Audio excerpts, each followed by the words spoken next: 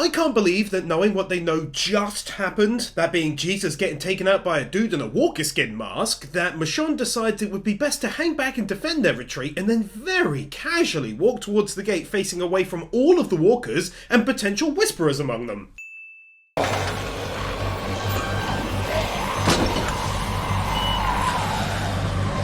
I also can't believe that they didn't think to do something else to keep the gate locked, like maybe quickly pushing the dirt back in front of it that initially stopped them from being able to easily open it. Like, they did have a little time.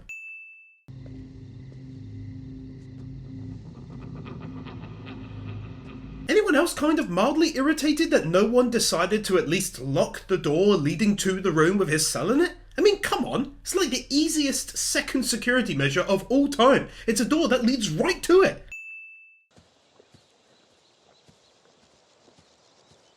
Hold up, it's now freaking daytime and he's still wandering around in there? Thought you were smarter than this. Guess not. So let me get this straight. She just so happened to get up really early, in her jams, grab her gun from the nightstand, then went for a stroll along the walled perimeter, and in spite of never once seeing this guy face to face in her entire life, is so extremely and unrealistically casual witnessing his escape attempt and knowing that she has to stop him, I call the biggest of all... Bull.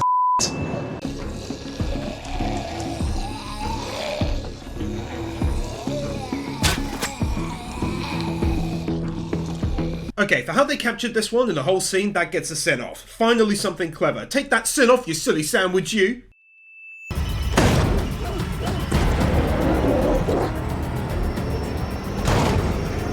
This looks like the most half-assed attempt to open a door that I've ever seen. Probably because he wasn't meant to get it open for a few bashes against it until the doggo was almost upon him.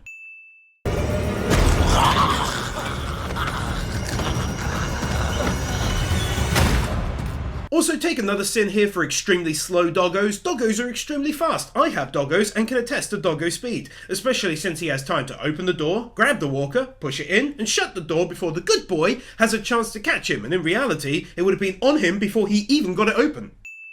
Alright, come on.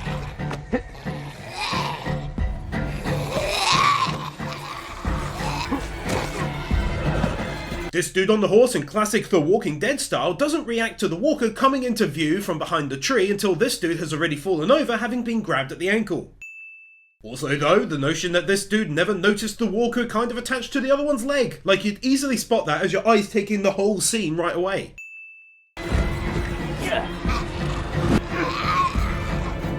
Finally, would you really risk a javelin throw when you could easily miss a target the size of a small watermelon when you could just as easily run up and take them on? So she's leaving these for us to find then. This is a trail. Or just a couple stray shots. If that was the case, surely there would be plenty of dead walkers laid around the place though. We were good. It's what we did to live. That's all we wanted to do. I legit cannot believe that in these circumstances they decided to leave the boy who got a bit drunk locked up in there. This is absolutely beyond hilarious, bruh. No, a punishment is a punishment. He's still got 6 hours left on his drunken disorderly sentence. Apologies for the attempted bites and scratches. Involuntary pain responses and whatnot. The idea that he allegedly tried to bite him during this, but quite clearly had his knee popped in without issue and he didn't scream during the process at all. So when did he try and bite them? I don't know, just a weird thing to add. He might even be joking. But she certainly didn't react like it was a joke, and the doctor replied, "It's alright," to the apology. I knew who I was at the kingdom. But who am I here? Daryl isn't all like, bruh, you were here like 12 hours, and yet you went through all of this mental stuff so quickly. He didn't even have a single sleep there before he went off drinking. Like trying to say, I don't know who I am here. It's so dumb when it's not even been a day. Do you want to die? Is that it? Daryl, what's your problem? Quiet!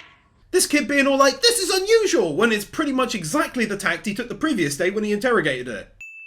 You gotta count. Walls. Walls? Walls don't keep you safe. Well, you know they do. That's one of the main perks of having a wall. People have been using them for tens of thousands of years, in fact, for pretty much that one purpose. Protection from stuff, you silly goose you.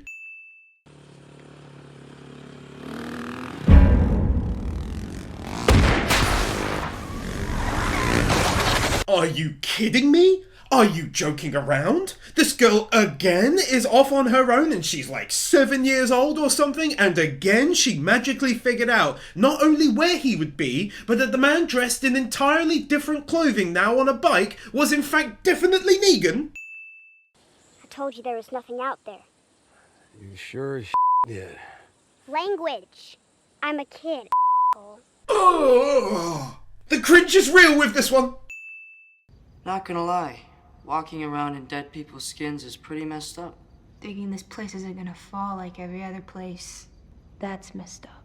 Well, I mean, he hasn't said anything about that. In fact, not even Daryl mentioned that. He mentioned something about walls, and she went off on a tangent about how walls don't protect you and places like this always fall. But no one else has mentioned it. Also, no, clearly walking around in a dead person mask is more messed up if you're playing which is more messed up. And what if we don't? We will. Let's go. Either this girl is a close talker or that was a super unnecessary borderline aggressive move right there. Regardless, it's pretty randomly sim-worthy. You want my other egg? I could roll it to you. You don't have to take care of me.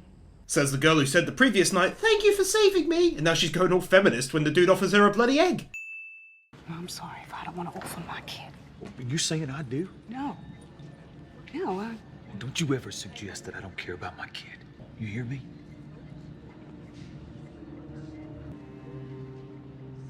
we're not going.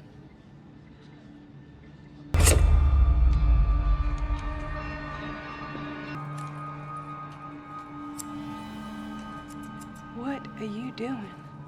Goddamn, I really wish that this woman would keep to one personality lane. She keeps on flitting between aggressive wife and mother, terrified wife scared of potentially getting hit, aggressive mother, scared wife when he grabs the scissors, to confusing wife being all like, "What are you doing?" Like cutting a beard is such a weird thing to witness. Pick a lane! This is all from one scene! Wait, you were listening? Yeah, of course we were. Me, Enid, and a few of the others, we've been switching off. Alright, they can take that sin back for keeping him down there with her. At least there was some reasoning there.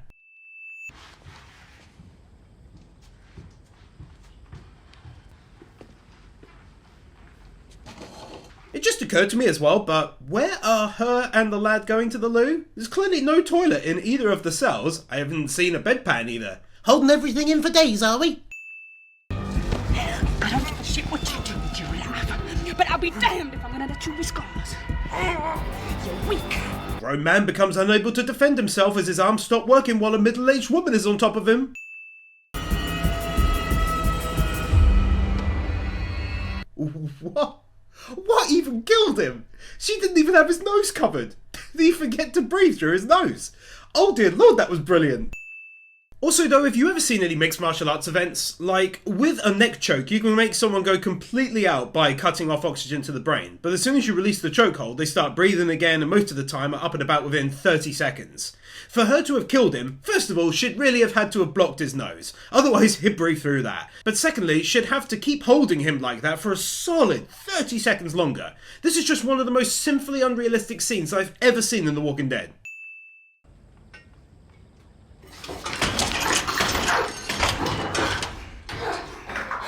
So, was the whole scared girl routine on every prior visit by him an attempt to make him lower his guard? Because if so, she picked just about the worst time possible to pull this stunt, given the obvious increase in trust right there. Just made no sense at all, to be honest. Also, she clearly doesn't want to be killed, since when they captured her, she gave up the knife begging them not to kill her. But now, when she knows they might want to kill her, she decides to randomly attack him after keeping up a facade the entire time? Well, I vote we go. Who else? I love the way she asks for a vote in a raised voice like the deaf girl can hear her when she's facing away.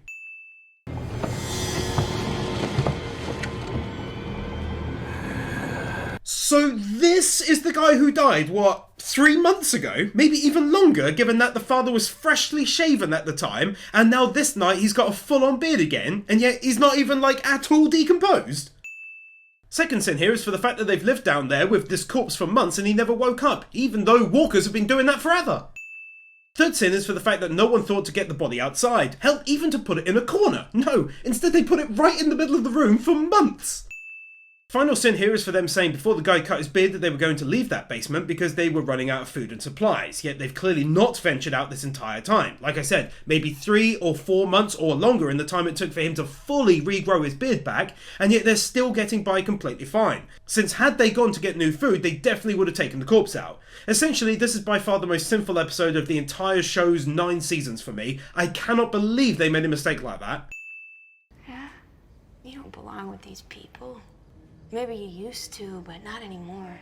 You're hard, they're soft. What is she basing any of this on when she hasn't even so much as spoken to another person other than the boy?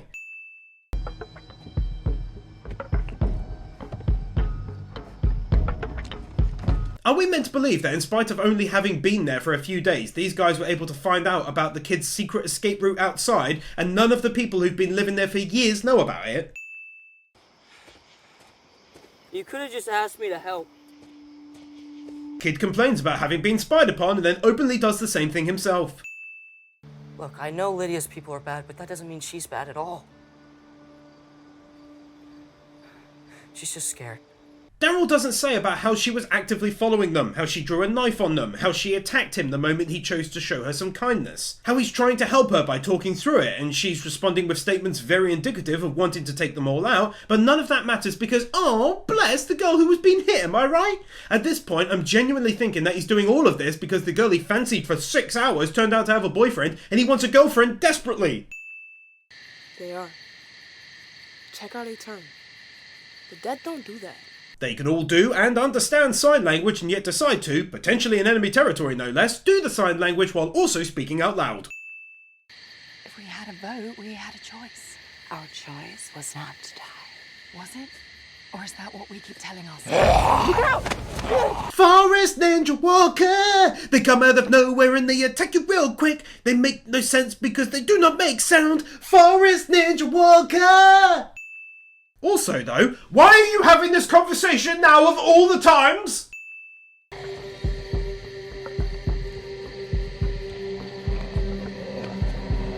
It was literally her idea. She pushed for it. Just now. Please, God. I can't believe Mom. I can't.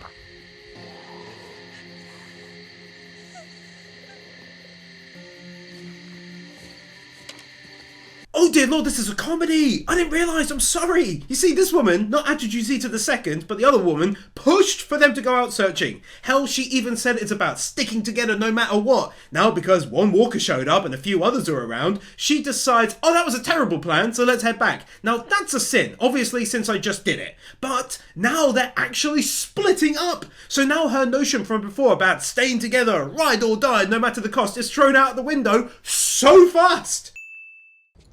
And I want to show you that this is a good place with good people. They gave him the key. He found the key. The key wasn't guarded and this makes no sense. I hate this so much, it pains me inside.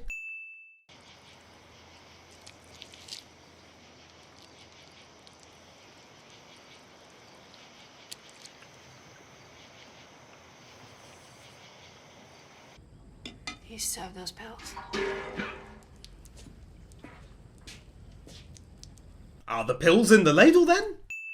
You're just gonna wait here for me to come back. I'm just gonna go and make sure that we can get to the stairs, all right?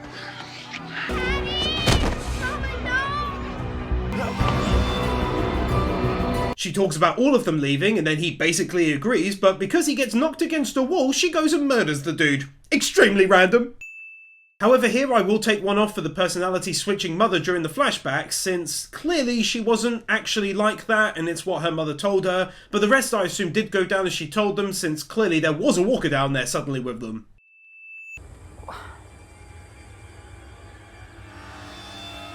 She says, what? All scared, but then when they show what she's looking at, it's her friends, and then the whisperers afterwards.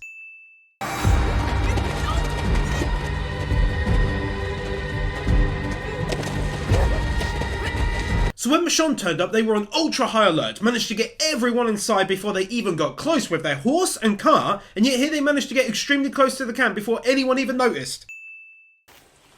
Maggie's not exactly the biggest fan of Michonne right now. So we thought you could hold on to it. Alright, I'll give them back another one here as well, since they do go a little more in depth about what split up the communities, leading to some bad blood, so fair enough. Yeah, it's a little arthritis flare up, and you two are acting like I'm on my deathbed. Well, start with that. See how you do. You should really think about taking a break. Well, the young girl right after this certainly doesn't sound like she's making any fuss. Just says maybe take a break and I'll give you some pills, so hardly acting like he's on his deathbed. And also he fails to mention how he also burnt himself. What idiot thinks it's an overreaction to even be seen by a doctor when you literally burn yourself? Sounds more like he's trying to look cool, like they're fawning over him. I'm a tough guy. Meanwhile, they're both awkwardly chill.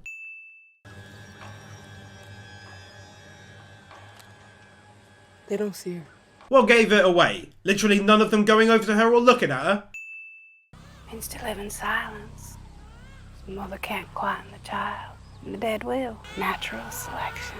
That's an oddly weird take on natural selection. Like if you're not born a super baby capable of never once crying, then you deserve to be eaten.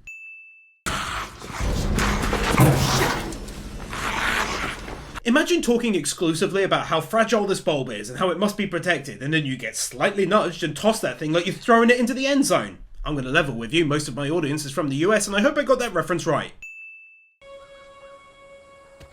Ah!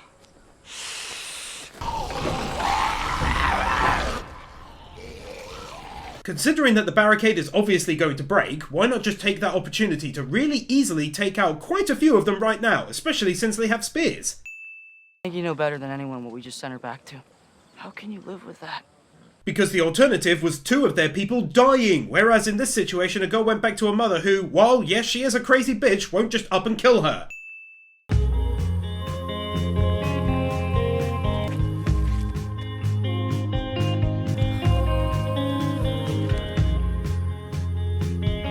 What? She wasn't even really involved with much of it at all. How the hell has this affected her? She didn't capture the girl, she didn't speak to her, turn her around onto the right path. I mean, was she even really all that aware that she had been turned kind of good? She's just such a random person to say she can't live with it.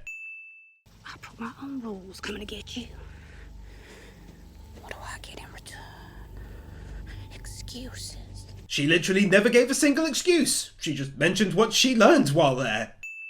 I'm not going to pick this scene to pieces, instead I'll round up why it's getting a sin. Michonne is absolutely right, trading with the kingdom carries massive risks. The roads are terrible and hard enough to pass without a band of killers out there hunting them. The only counter argument from the priest dude is, I think we should go because reasons. He literally doesn't say anything other than complain. Meanwhile, the doc only poses philosophical stuff. What does it mean if Alexandria survives while the kingdom doesn't? It doesn't mean anything. You're dealing with reality. If the kingdom can't make it, why would you funnel resources to a failing community? Especially when Michonne said she'd take them in. Just a 3-minute long argument where no one gave any arguments.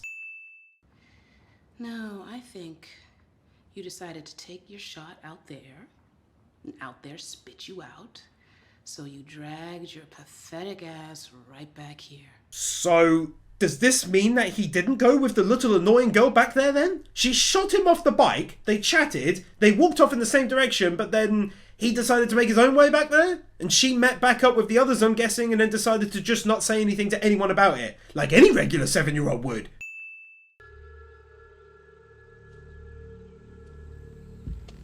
Can't show it, obviously, but she essentially garrots the woman's head clean off, to which I call massive. Bull. Have you been talking to him? Why? I feel sorry for him. He is not your friend, sweetheart. Well, obviously. So if he's not your friend, then why are you talking to him? Because she feels sorry for him. She literally just said that. She didn't say because he's my friend. He listens to me. Not everybody does. Oh, such a dumb statement after Michonne allowed those people inside Alexandria that she brought in. Then she found them a safe place to stay at the hilltop and even personally took them there. What the hell else has she said that Michonne hasn't listened to? And if we ever let him out, it would start all over again. But Mom, he did get out. He's not like that anymore. But people don't really change. You did. So she knows Michonne's backstory so well that she can confidently bring that up in a conversation to make a point? What, did she sit down and say, oh, your mother here used to do this and that, and what, painted herself in such a bad light that the kid could remember that and bring it up now?